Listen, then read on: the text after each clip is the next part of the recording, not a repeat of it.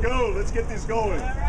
So when I say Mark, you say McMullen. Mark. McMullen. Mark. McMullen. When I say Mark, you say McMullen. Mark. McMullen. Get the whole thing if you can. When I say Mark, you say McMullen. Mark. McMullen. Mark. McMullen. So we're here to celebrate, and we're also here to grieve, and we're also here to demand.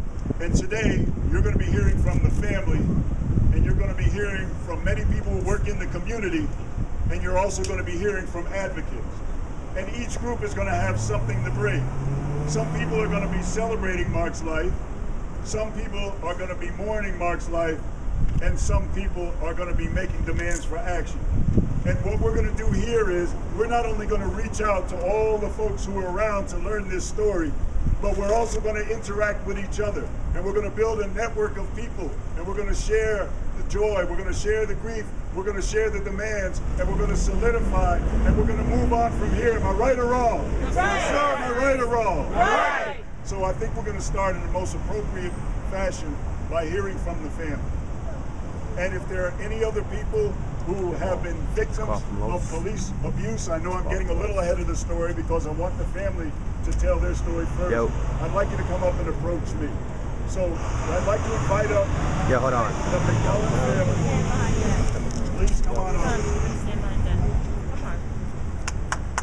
Please show some love.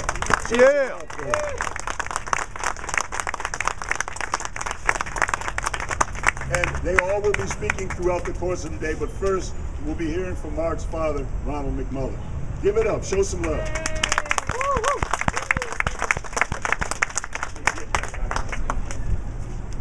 Thank you all for being here.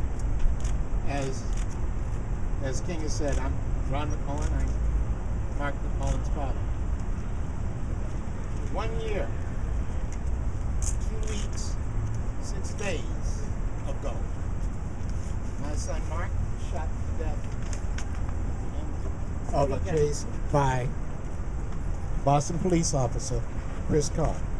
He was shot to death in Rockland, just 20 miles outside of Boston, at the end of a chase that we had been given to understand had been called off.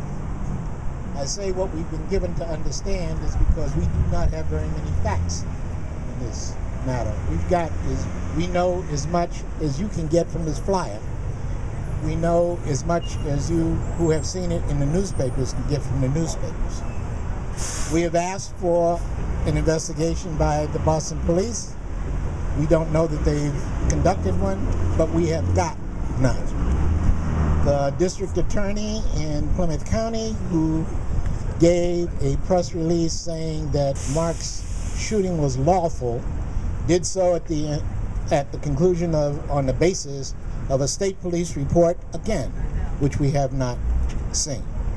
So we've had to obtain attorneys, and attorneys' requests have been denied.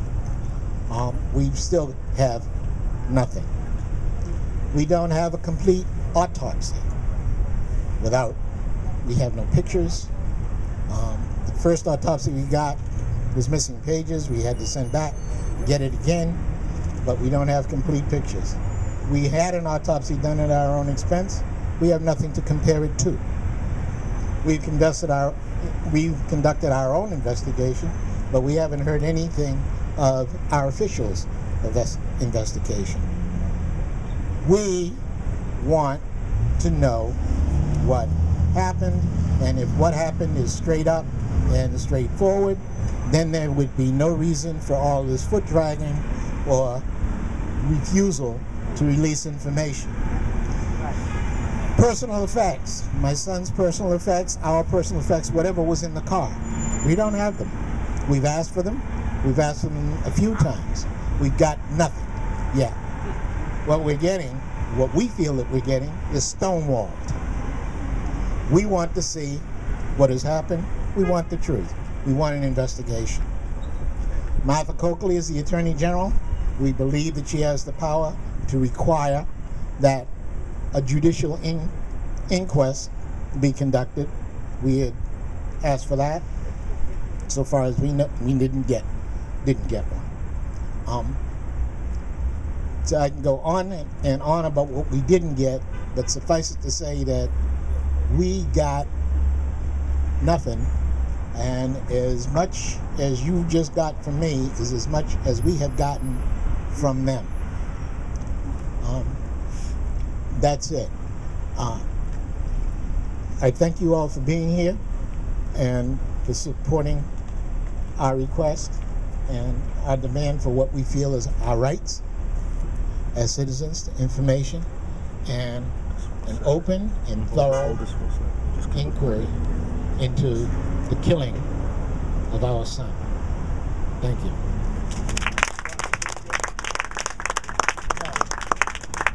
This is my wife, Gloria, my daughter, Karen, my eldest son, Christopher, and we all thank you.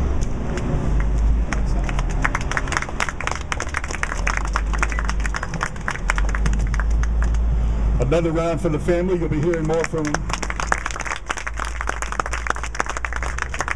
You know that saying, they're but for the grace of God, or insert whatever deity or spiritual belief you have, go I.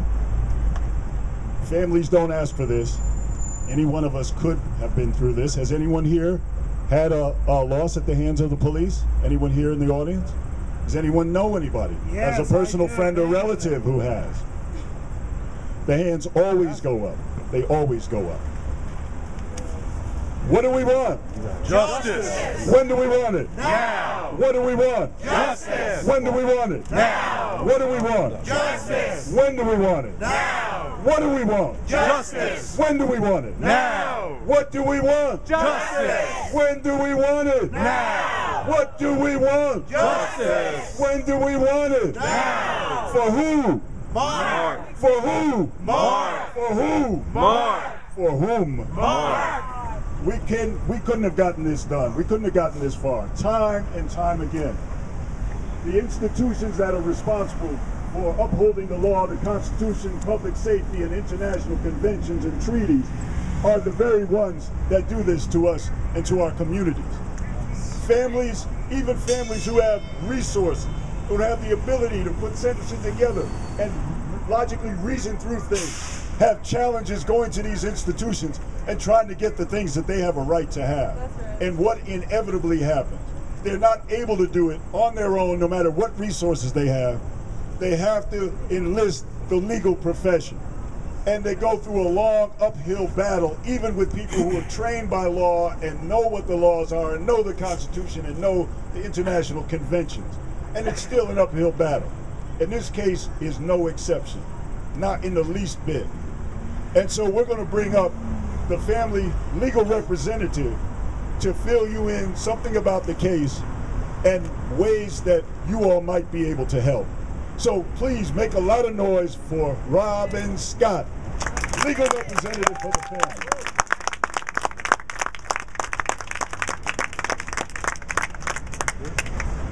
Thank you, everybody. I want to in particular thank the McMullen family for pursuing this matter. Actually, King he may have oversold me a little bit because Ron McMullen pretty much gave you everything you need to know. But I will encapsulate very briefly. Like many families that endure a tragedy like this, they are not just seeking closure for themselves. They're trying to take something good from this disaster, something good for their community. And what they're trying to point out is that the chief elected officials of this Commonwealth, in particular the chief law enforcement official of this Commonwealth, need to be concerned when somebody dies at the hands of the police and when the county attorney's decision is justifiable self-defense based on facts from his own investigation that negate the premise of his conclusion. They can't sit back and say, well, oh well, he was in a bad neighborhood, he was doing wrong, he shouldn't have run, he shouldn't have driven fast, he shouldn't have tried to get away. But anyway, he was a black man in a poor neighborhood, and it doesn't really matter all that much. That's a problem. It's not just a problem for one community. It's a very serious problem for everybody. And the reason why the facts, what little facts we have from this investigation, negate the premise of the DA's conclusion is that they said he was being run down, that the shooter was being run down by the victim's vehicle, and that he had a reasonable fear for his well-being, for his life. He had a grave risk of bodily harm, and he had to shoot. The first problem is that police officers don't position themselves in front of vehicles with their engines running and the tires spinning on the grass as the perpetrator tries to flee. Very implausible. But if we concede that he was in front of the car and was being run down and had to shoot, there's a problem. The windshield on the car is intact. The trajectory of the bullets comes no closer to a 90-degree angle than perhaps this angle if this is the driver and the car is going this way. You cannot escape the conclusion based on, we've examined the car ourselves, but these facts are in possession of the police. You cannot escape the conclusion that the shooter could not have fired from a position of danger. So that's the bottom line. Now, the investigation file itself has not been provided. The autopsy photos have not been provided, which are essential for our independent pathologists to reach a conclusion about where the bullets came from, to give us a final readout. This family is trying to get to the truth on their own. They've had no help. So when he was, shortly after Mark died, they asked for an inquest. And today they're renewing that request because it's transparent that the district attorney's explanation, based on what we have, does not make sense. And this is not just one family's concern. This should be a concern for every citizen who was subject to the jurisdiction of the police in Massachusetts, i.e. everybody. That when someone dies under these circumstances, regardless of who he is and regardless of what he might have done, it's not acceptable to walk away from his body and to leave his family and the community without any answers. Thank you very much. Again, I want to thank the McMullen family. What they are doing is for us. Obviously, they can't help Mark at this point. They are trying to help the next Mark. Thank you very much. Thank you.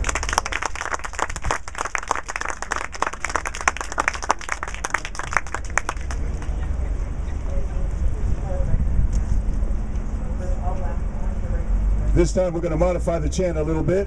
I say, what do you want? We're going to say the truth. You know the rest. What do we want? The truth. When do we want it? Now. What do we want? The truth. When do we want it? Now. What do we want? The truth. When do we want it? Now. I believe the children are our future. Teach them well and let them lead the way. Look behind you. What do we want? Justice. When do we want it? Now. What do we want? Truth. Now, in a few more years, Mark's son would have been walking along in that line, maybe coming up here to visit the government and learning about justice, learning about the way truth is revealed, learning about the Constitution. And instead, look what we're facing and the lesson we're getting. That's why whenever I see children, I take some time out, because what are we going to do when we're not able to do this anymore? Do we want to leave them with a world that doesn't have to still deal with these problems? No. We do want to leave them with a world. I'm sorry, no more trick questions. Anyway, let me move on. I would like to announce that this is potentially a General Assembly for Occupy the State House. And it would take a motion from the floor in order to make that happen. But in order to do that, we have to communicate in the way that both Occupy Boston, Occupy 1,000 other cities, and Occupy the Hood in dozens of cities operate. And the way we do that is a way to become heard when we're not able to amplify sound. And we do that through what? What's it called? Mic check. People's mic and the mic check. So we're going to do a little bit of that here. How many people have been part of an Occupy? How many people here have been part of Occupy? Good, good. Well, we're going to entertain a motion here to make this part of Occupy the State House on behalf of Justice for Mark. So let's start it off. Mic check. Mic check. Mic check. Mic check. We are entertaining a motion to officially convene an Occupy General Assembly on behalf of the McMullen family and the community and all people affected by police abuse and brutality. Do we have such a motion? Yes, we do. And who will make the motion? I make the motion. Come on up and make the motion. She's got the people's mic.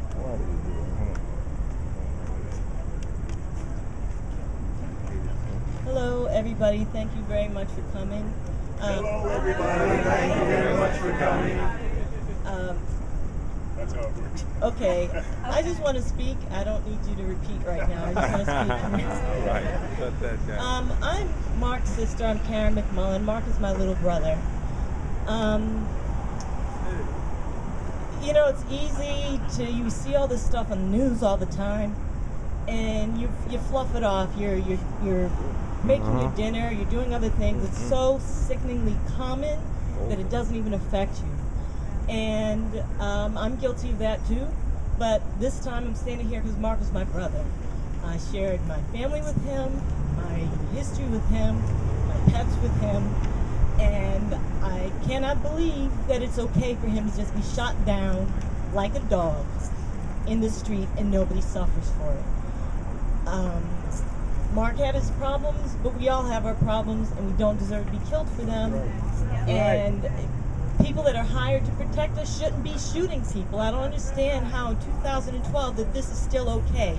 That fucking guy is still collecting a paycheck, okay? And my brother's dead. We can't even get autopsy forms. We can't get a medical examiner's report. We can't get anything to help us understand why my brother was shot and it was okay. So if you can do any little thing, thank you so much for being here and offering even this much support. We really appreciate it, so we feel like we're not alone.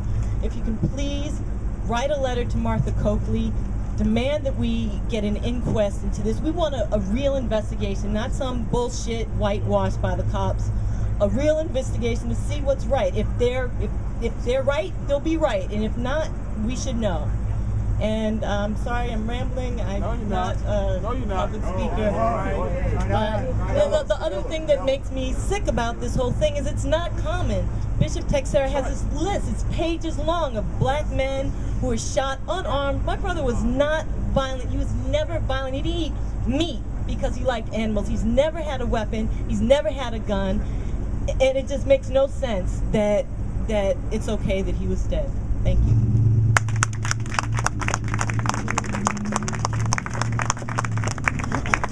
Please give it up again for Karen McMullen. They're family friends, so that slip up, I don't know where that came from. My parents know their parents. So this time for me, it's personal. I've done this so many times, but this time it's personal, so it's different. But then again, it's the same. So, moving right along, I want to bring up an organization representative that has been very close to me for 3 reasons. First, when I was in high school, and our class usually gave our gift to the principal, whatever money we had raised, to give to the principal. We didn't want to do that because we wanted to see social change. So half the class wanted to give the money to the Black Panther Party, and the other half of the class wanted to give it to anybody but. So they worked their way through, and I was the class president, and we kept having, because we had an even number of students, it kept turning out the same way over and over and over again. So we kept going through the list of something that would be agreeable to everybody, and it turned out that that organization was the ACLU. And so we made our gift to the ACLU. The second reason why I'm loyal to the organization, I support it, is because I worked with them for 8 years running the national campaign against racial profiling. Anybody here ever been racially profiled? Yes. Keep your hands up. Anybody know anybody that's been racially profiled?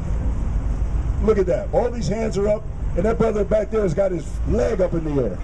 Now I'm just playing. There's nobody back there. The third reason why with the ACLU is because they supported me when these very state police that are not turning over the evidence here stopped me, detained me at Logan Airport. Did anybody hear about that case? Yes, sir. Okay, so they came up and got my back. And you know that there's still problems there with the TSA now, 9 years later. So that's how justice works. So at any rate, I want to bring up an organizer. We've done so many things here in Boston, going back through the years on the Commons, up downtown, around Roxbury, everywhere. So come on up, Nancy Murray from the ACLU. Give it up.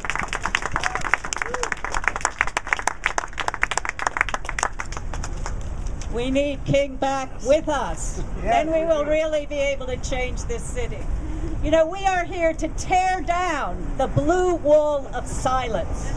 This blue wall of silence which has for too long allowed the police to kill and then behind the wall make sure that nobody says anything, that the truth is simply denied. Well, we are here to stop that. It must stop.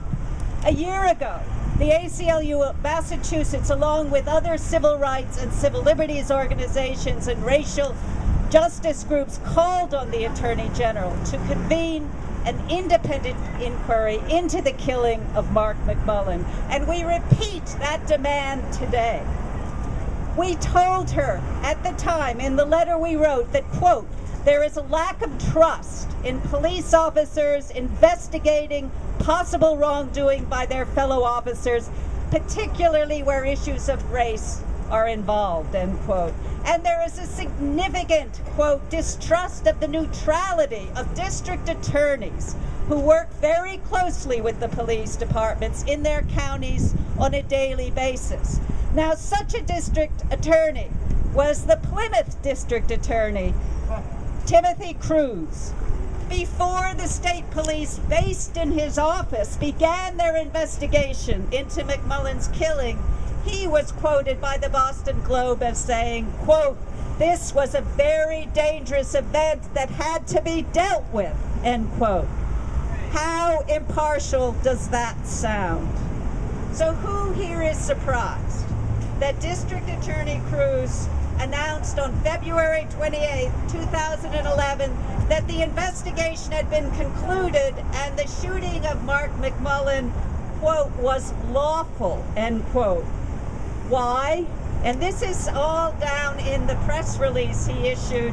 Why? Because McMullen's car, the DA reported, quote, violently lurched forward and drove in the direction of Officer Carr, forcing the officer to shoot his weapon 4 times. Remember, this was after the car had crashed and was surrounded by a whole posse of law enforcement vehicles belonging to the Boston Police and State Police.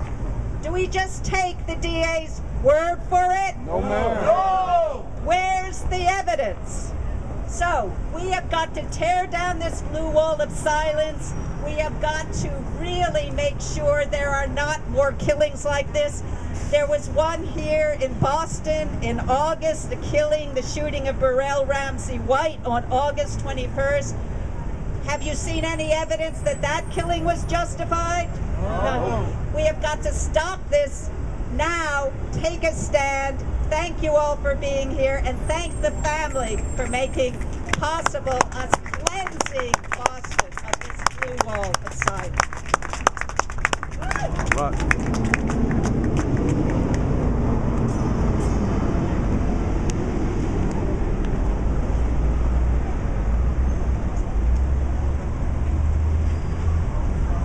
All right, thank you. Another hand for Nancy Murray. All right, it's chant time again because we want to keep the energy up. This was a little more complicated because I'm going to say something a little bit long and then you're going to respond. I'm going to say, we want evidence when and how, and you're going to say, state police, release it now. Think we can manage that? Yes. We want evidence when and how. State police, release it now. I like hand motions too. I like, you know, we need to get a little workout here, you know. Some folks didn't exercise this week so far. I'm not calling names. We want evidence. When and how? State police, release it now. We want evidence. When and how? State police, release it now. We want evidence. When and how? State police, release it now. And when I think about the state police, or I think of any of the police, I think of people here who have been working for years and years and years to try to change this. And I'm not thinking about the people who work at the very top, who rub shoulders with the people who sit around the tables and who are the stakeholders. I know and work with those people. I'm thinking about the people who get down with the people who are the people and who hear the stories day in and day out of what the police do to our mostly young men, but also our women too. People who hear those stories and take it personally. And when they sit at the table and they describe these problems and sit across from people who are commanders and treat it as if it's just a bunch of statistics, and when they treat them in that neutral and uncaring way and dismissive way, to put the personalities and the grief of all of those people on the table and force them to pay attention to it and force them to feel it and see it. There's one person who comes to mind, and I've come up here year after year, and we've done those battles around those stakeholder tables. But he has always brought the stories, the personalities, and the heartbreaks and forced them to pay attention and acknowledge it. And they haven't liked it, but they had to hear it. And they needed to in order to try to change. And that's none other than Bishop Felipe Texera. So please give it up for him. From the Diocese of St. Francis of Assisi, my brother.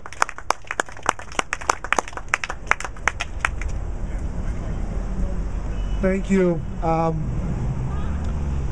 It is sad and unjust that we have to come here and cry loud and nobody to listen to us. But at the same time, it is happy to see brothers and sisters, black and brown, and more to come and listen to us. And I hope the walls of the State House will listen to us. I hope the governor and Martha Coakley will hear our voices, our cry for justice for Mark. As I look for Mark's son and wife, I ask why? Why black men, why brown men are threat to this country, to this nation, to this state, to the city of Boston? Why they keep killing us one by one without injustice, without resolution? And we are here to demand justice. We are here to ask these gangs, which I call them, these criminals, these killers, who have badges and take oath to save us, to protect us, to come honestly, to come truthfully to us and tell us why they have to kill us. They forget that we are human beings like them. And I'm quite sure if it was somebody else, the results would be different. When a young woman was killed by Boston police at the game, soon they came to resolution. Soon the family get justice. But when us get killed by this criminal, by these gang bastards, we don't have no results at all. They don't even talk to us. And sad thing about, they go in our community, they look for people look like us, brown and black, to betray us, to become that slave again in our history. I remember when Junior DeVay was killed in Dorchester by the Boston police. They went to find the Cavalier man, supposed to call leaders, to go and lie to the family to say, no, he killed himself, don't do anything. And that's what they're trying to divide us. There are so many black men and brown men who were killed in this city of Boston and the state of Massachusetts who should be here on us, but the power to be know how to divide us. They still have that slave mentality. Let's go make brown and black divided. Let's go divide Latinos and black so they don't unite it. That's right. But brothers and sisters, I'm telling you, for us to achieve justice, we must come together. That's right. And let's go work. Let's no rest. And let's make this a memory forever for Mark and all those being killed by the law enforcement, by the gangs, by the killers. Remember, it took many years for the brothers and sisters in Louisiana and New Orleans to get justice. So too, Mark and all others will get justice one day when the truth come out. Thank you.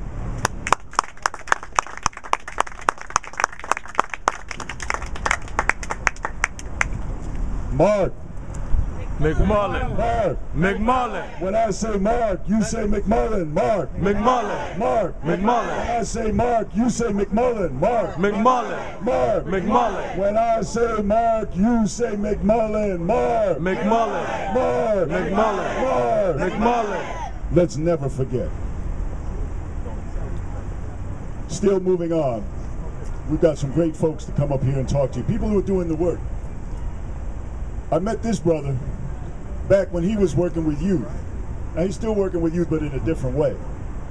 He was part of a program that was called Get on the Bus. And he and his folks got on the bus and they came to New York. And they were dealing with a lot of issues, but one of the issues they were dealing with was racial profiling. And it was great to see the next generation who were being educated about that and taking action about it. Because many of them now are probably getting on the van in handcuffs or getting out of the car, being pulled over a profile. And many of them friends who may, because of their own racial identity, may not have been subjected to it, may have learned something about the experience from this brother. He is now a public defender, but he's here speaking on behalf of the National Lawyers Guild. So bring up Carlton Williams. Much respect. We go way back.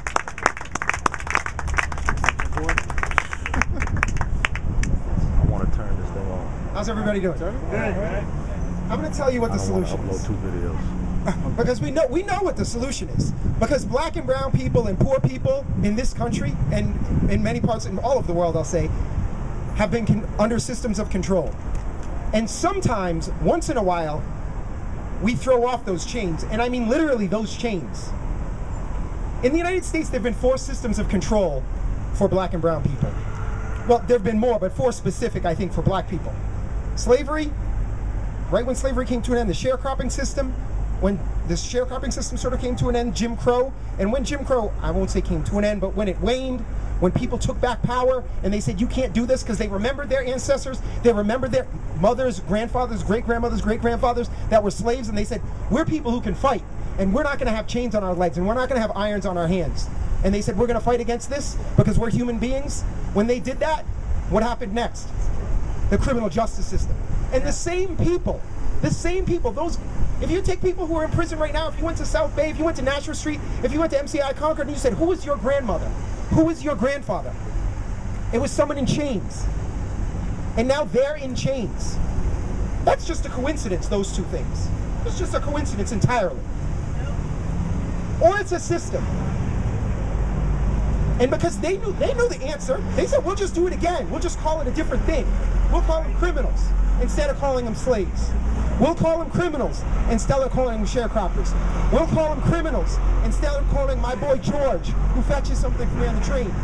So we have 2 choices. We can step and fetch it, and we can keep doing that, or we can stand up. And I'll tell you exactly what it takes, because we know from the civil rights movement. It will take about 45,000, 50,000 people nationally who are willing to risk their freedom. Us. People who are saying, I'm going to stand up. And you know what? I know. Because it happened in the past. Some of us are going to get hurt. Some of us are going to be arrested. Some of us are going to be put in jail. And I'm going to say it. Because the sister came up here and she was mad and I saw it. Some of us are going to be killed. But you know what? Some of us are going to be killed today and tomorrow. And from... How long ago, King, how long ago did you guys plan this event? To come here? 2 months ago?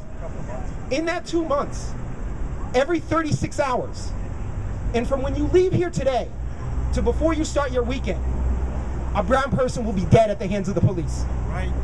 And every 36 hours, every day and a half, over the weekend a little bit more because they get uppity about it. Every single 36 hours, the Malcolm X Grassroots Movement says, every 36 hours, a black or brown person is killed at the hands of the police, the people we're paying in the United States of America. The longer, justice will come. I have absolutely no doubt that justice will come for people of color, poor people, and people oppressed by the forces of repression in this country. The only question is when. And the answer to that question, justice for Mark and justice for the people who have been killed and the people who will be killed and tortured and imprisoned, is how long it will take us to risk our personal freedoms, to risk some of our comfort, and to stand up and to be counted. To say, It's not going to happen anymore. How many people here are willing to stand up and say, I'm not going to take it anymore? No more. No more. And I'm going to tell you something to get you a little bit mad. Brother talked about the Cape Verdean young man who had some mental health problems, who the police dogged. The police tracked him. The police saw him. They had him locked up. His parents came. The community came. I'm sure Bishop Teixeira came. They bailed him out of jail. Police said, no, no, no, no. I don't care if you have community support. We're stronger because we have guns. They dogged him on the streets. They dogged him everywhere he went. And he ran from them. He ran away from the police because he said, they harass me everywhere I go. And what did they do? Like a dog, they shot him in the street. And that's not the thing I'm telling you to get you mad, because you heard that before. And Bishop Teixeira, you may not have heard this, but that week in court, those police officers and their gangs with them, they said, in court, in the hallway, in the halls of justice, they said, we got one of them. I heard that many times. We heard it said. That's people I know that I work with, they said, we got one of them off the street. And all the police around, 10 or 15 other police standing around him. You know what they did? They laughed. That's the mentality that we're dealing with. And it's not those, it's those individual officers are only doing it because they can get away with it. So when you think, oh, Deval Patrick, you know, he stood up at the DNC and he said, we need to stand up. We need to do something. He's right. But when he's saying it, he's lying. He doesn't care and he's not going to protect us. He's not going to protect us. He's the one that stands on their side and the puppet masters are pulling his string, and we need to tell him, because he's going to seek some higher office or appointed position, you can believe it, when Obama gets elected, and we need to tell the Attorney General, and we need to tell any other elected officials, Democrat, Republican, Green, whoever, that we're not going to stand for it, and that we are the people, and there are more of us than there are of them. Thank you. Thank you.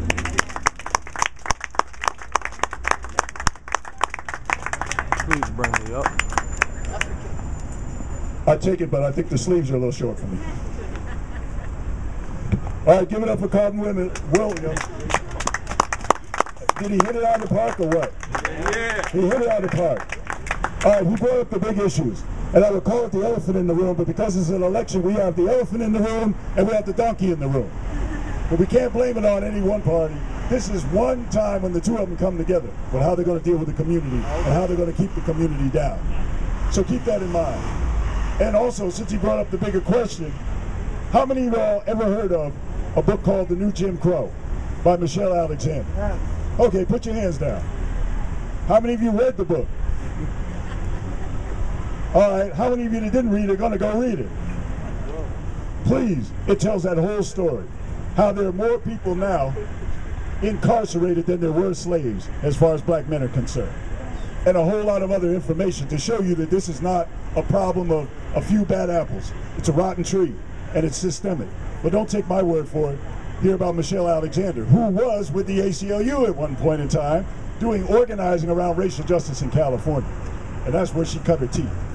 So, we're going to do a 1-2 punch here, because you just heard from the Guild, and I also want to give props to the Guild too, because I mainly talked about Carlton and his get on the bus. But the National Lawyers Guild has been out here doing this for years and years. And as the ACLU does, the Guild is also very well known for having their observers out in the street when we try to do things like this. If it wasn't for the observers during Occupy Wall Street, it would have been even worse than it was, providing plenty of witnesses and also advising people on their rights when it comes to demonstrations. So I was part of that Mass Defense Committee, and I support them, and I hope you'll support them too. So at this point, I would like to bring up board member for the Massachusetts chapter of the National Lawyers Guild, Josh Raisler-Cohn. Come on up for it. These guys wear ties, they're serious.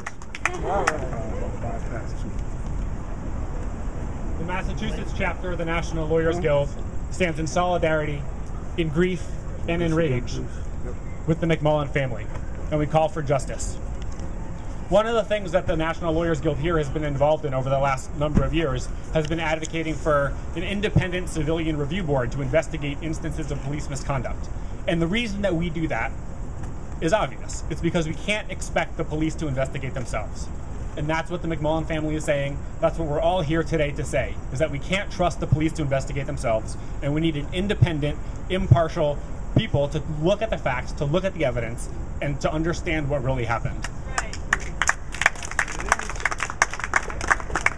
following up on the number that Carl was talking about, every 36 hours, a person of color is killed at the hands of the police or security personnel. There's some more detail about that I want to bring to light. In the first 6 months of this year, it's about 120 people who were killed at the hands of the police. Of those people, 11% of them were under the age of 18. 11% of them were children. Of those people, at least 25% were in the throes of mental illness, or their behavior, their actions, were a result of intoxication, and the police did not have the training or the resources to respond to their behavior in an appropriate way. So one of the things that we'd like to call for, we'd like to see as a community to stem police violence, is to see trained community crisis intervention. Because we know that when the police come to situations where people are acting in ways that are a little bit out of control, the police use force, and the police use lethal force. And what we need instead is a trained civilian community response to be able to step into that situation in non-violent ways to de-escalate those situations. And if that had happened, 25% of the people who were killed by police this year would still be alive. That's the kind of change that we need to see. That's the kind of thing that we need to do. I think another thing that's been happening in Massachusetts that really shows the need for independent review, for non-police review, is what's been happening at the state lab recently. I don't know how many of you know about this, but as it turns out, the state lab that has been analyzing drugs for use in criminal cases hasn't really been doing it. They've been forging documents, they've been putting their thumb on the scale, they've been saying things are drugs when they're not drugs. And that's the kind of thing that shows us we cannot expect them to investigate themselves. We cannot expect them to be impartial, and what we need is we need outside observers, outside observations to understand what's happening and to call for justice in a meaningful way. Because justice is not going to come from the police, it's not going to come from the State House, it's going to come from us, and it's going to come from us on the streets. One of the missions of the National Lawyers Guild is to make sure that law is used as a tool of liberation and law is used as a tool for the people, and that it's not used as a tool for repression. And so we're here to stand in solidarity, to support the demands for an independent investigation, to support the demands for the investigation that has happened to be turned over to the McMullen family. And we're sorry for your loss. We're here to stand with you, and let's all move on together towards justice.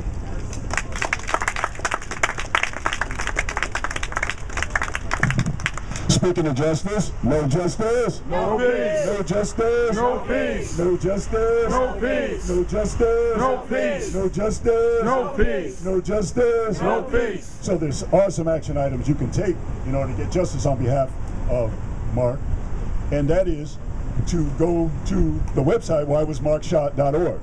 There you can get information. Information about this event will be there. You might see yourself in a picture if you want to. And we also have a petition on change.org, and we're asking people to sign. What are we up to? Karen, what are our numbers? How many do we have so far? 700 plus. 700 plus. Anybody here going to go to the website and sign the petition? Yeah.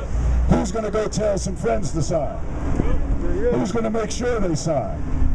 Yeah. Great. We want to get that number up to 1,000 before we leave here after this event. Our next speaker, I'll tell you, there's two lonely roads here. Well, there's really three. One is to be a family of this kind of abuse. The second is to be in the community trying to do patrols or cop watch and document this kind of abuse. That's a very lonely road, and there are people here who've done it. The third place to be is to be trying to litigate these cases. Robin hasn't even talked about half the challenges that he and Hector Pinero have faced going through this kind of work, and what the public defenders face. But from time to time, an organization comes up that supports the lawyers who try to do this. It's a tremendous amount of work. The resources that the state have are unlimited when it comes to preventing settlements of large figures going out to people who have been victimized and their families. They'll spare no expense, and they'll delay releasing information that they should. And these lawyers work hard, and everyone thinks that there are all these big paydays, but there are lots of cases that just get dismissed, where DAs just write these things off the way that DA Cruz did in this case. And they have to fight an upward battle, and it's not always resulting in the kind of resources that people think that, well, Johnny Cochran or someone like that gets paid. So there's an organization that supports those lawyers, and it's called the National Police Accountability Project. And I'm a proud member of that organization, because meeting those lawyers and getting together and sharing information and learning who's doing what is the only way we're going to even be able to get any kind of justice, if you can call economic resources justice for a family like this. So I want to call up the executive director of the National Police Accountability Project, Brigitte Keller. Give it up for her. And I'd like everybody to move in a little bit. We're sort of breaking up. Can we kind of keep the circle? This is a circle of solidarity for the family, a circle of trust, a circle of truth. So please pull in. Thank you. Good afternoon.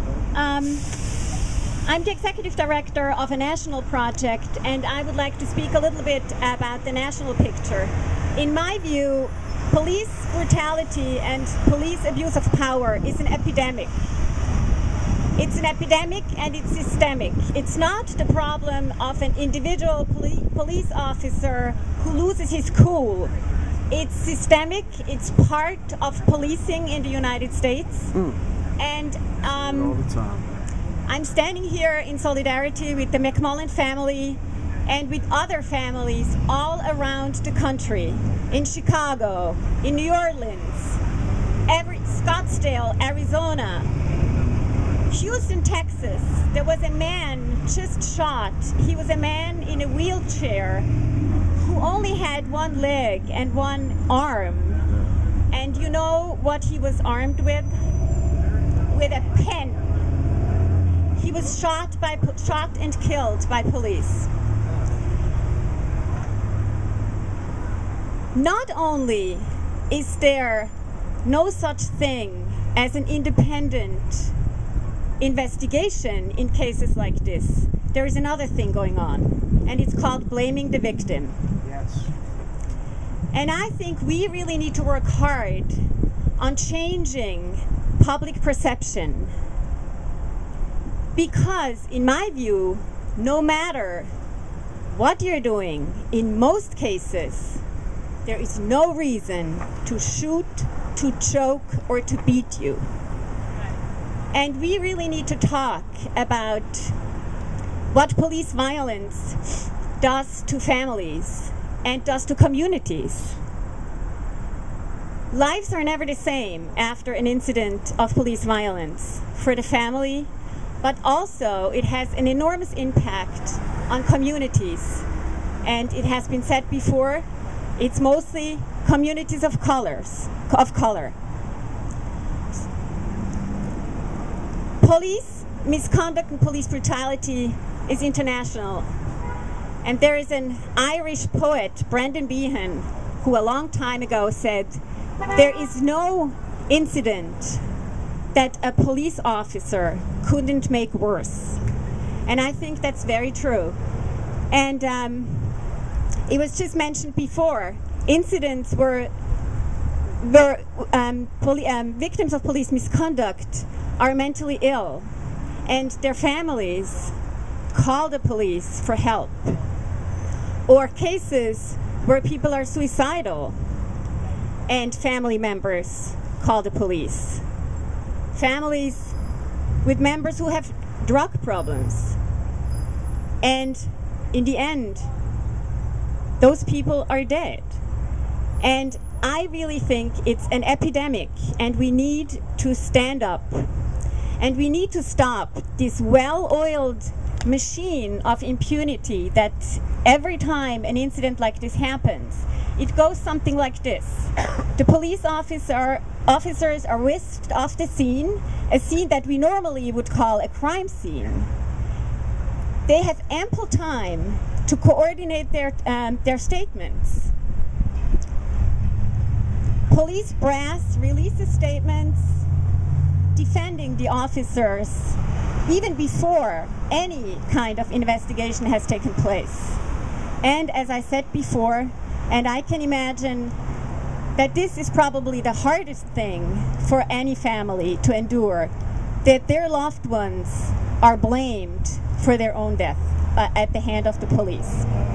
And I think it's time that we stop this well-oiled machine of impunity and demand real investigations. Thank you.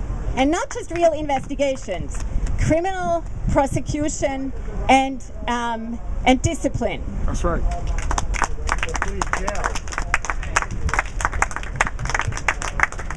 What do we want? Justice. When do we want it? Now. What do we want? Justice. When do we want it? Now.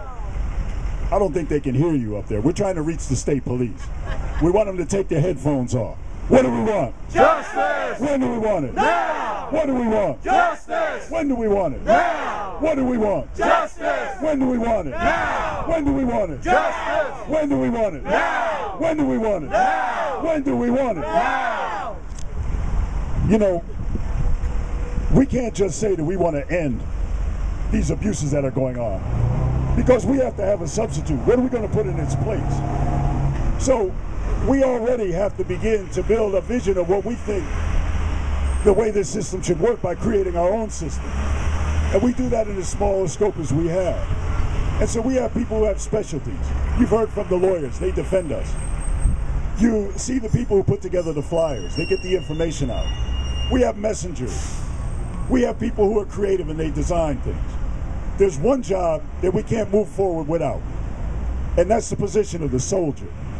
The soldier is not somebody that we usually think of in the way that the U.S. has portrayed it, that it's somebody who goes overseas and bullies other countries and then blames them when they react to it, Right. by stomping on them even harder as if it was their fault. The kind of soldier I'm talking about is one that does whatever needs to be done. If it needs to go and meet with families, they go and meet with families. If it needs to organize a meeting, they go out and organize a meeting. If there needs to be a rally or somebody needs to be talked to or approached or signs need to be done, folks need to be gotten together. A soldier gets the job done. When you call up a soldier, you don't have to worry about whether it's going to be done when you get there. Oh, I was going to get the flyers done, but you know what? I forgot, man. A soldier is done. You can count on it. And the brother I'm going to bring up here is a soldier in the true sense of the word. And I'm saying it because I have experienced it. I've done work up here for years, and I've always been able to count on him. And I know the community has been able to count on him too. And so I want you to show soldierly love for someone that if you get in a jam, if you call on him, he will be there. And if he can't be there, he won't be there. But he probably will be. And that's from Blackstonian Jamal Crawford. Yeah! Give it up.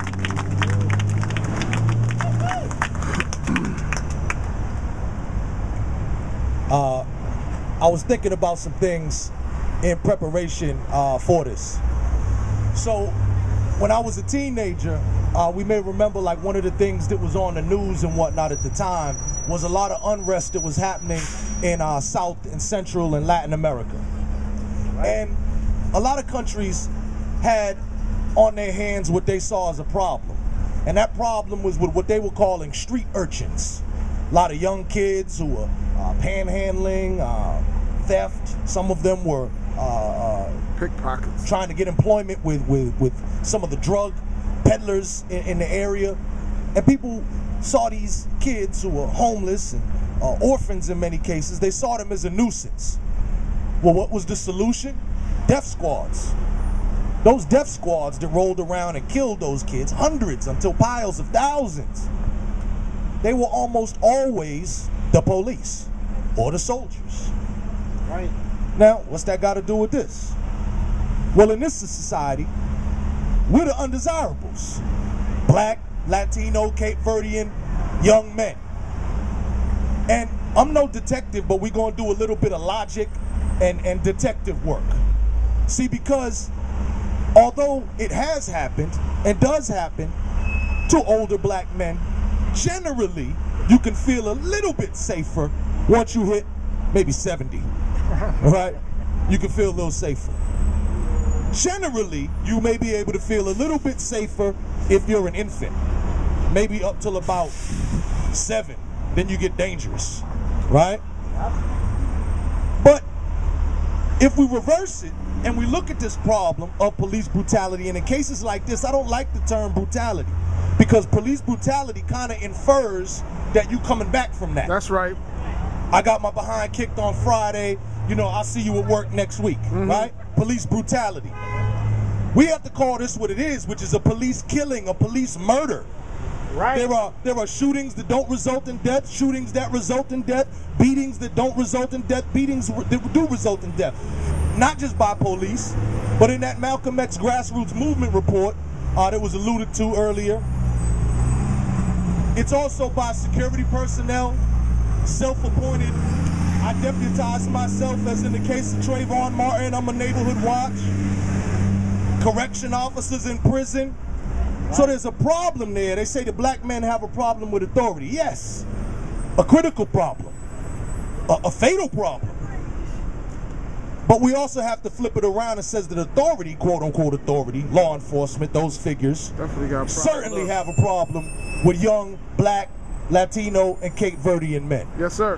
Right. Now, when we do that detective work and we say, well, cops kill people of color. Okay, well, what cops? Have you ever heard of a female officer who has killed one of these people? No. Okay, so let's wipe them off. So this is predominantly a male officer thing.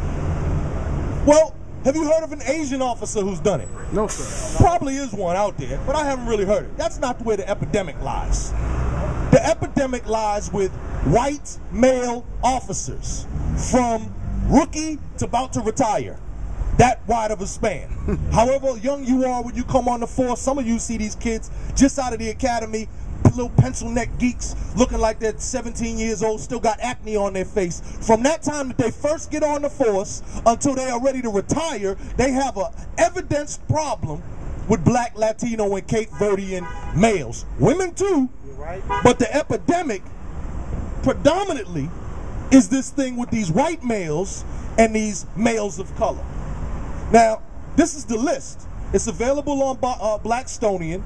It's called Shot in Boston and Beyond. And, you know, it got pages, pages and pages. Now, the problem is, to go back on detective mode, if there's a rash of purse snatchings right over there in the Boston Commons, and they deduce that it's only happening to women who have purple purses, and all of these women with purple purses happen to be blondes and 5'3", they use that data to try to track down who's doing it, or at least who they're targeting. Well, in our case, we already see what the data is of who they're targeting, and we got the data of who the culprit is. What we asked for in this city before is they already have a quote-unquote civilian review board appointed by the mayor. He hasn't appointed anybody. It lapsed in what, 3 years? Nobody's been reappointed. It's elapsed. We'd like that reinstated. But we also want a true civilian review board, so there'd be 2 review boards. One of the hand-picked, quote-unquote, legal professionals, because all of them have a career out of law enforcement, lawyers, ex-judges, what have you. But one of true civilians, one that you and I could be a part of. And we also have asked the Governor Patrick to try to implement a statewide commission on police brutality, misconduct, abuse, and murders. Right? Now, when we look at this list and we see all the people that were killed by the Boston police, they all happen to be black, Latino, or Cape Verdean. That's not a coincidence. That's a pattern. Right. Right? Right. You can evidence, and we can right now here today make a prediction based on the evidence that says the next person who gets killed by the Boston police will most definitely be black, Latino, or Cape Verdean. Well, people will say, hold on, Jamal, though, what about the young white girl who got killed at the Red Sox game? That's clearly an accident. How is it clearly an accident? Because it wasn't even a real gun that shoots real bullets charged with gunpowder. It was a pepper spray pellet gun, and the pellet went behind her eye, burst, and she died. Tragic. Tragic. But that officer clearly did not mean to kill her because he did not use a weapon that is clearly for the purpose of killing. The young white boy who was down at the Boston Garden, who got took into custody and had a breathing issue and stopped breathing and died while being arrested in the paddy wagon, or before he made it into the paddy wagon. Clearly an accident. See, when white people die, it's always an accident. When black people die, it's always by design, on purpose, and part of a larger picture.